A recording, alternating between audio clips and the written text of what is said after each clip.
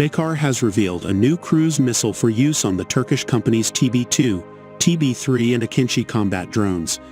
The miniature weapon, known as the Bayraktar Kemankes, was on display April 27th at the Teknofest exhibition in Istanbul.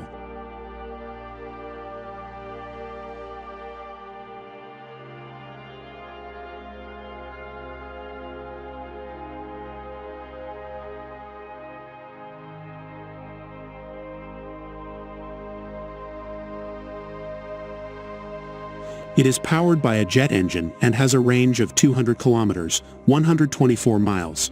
The company said it features an autopilot system supported by artificial intelligence technology.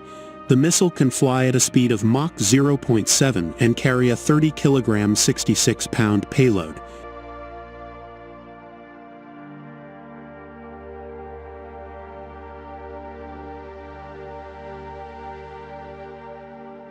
Baykar did not disclose a per-unit price for the Kemankes, but a company engineer, speaking on the condition of anonymity as he was not authorized to talk to the press, told Defense News his team has tried to minimize the cost to less than $20,000 per unit.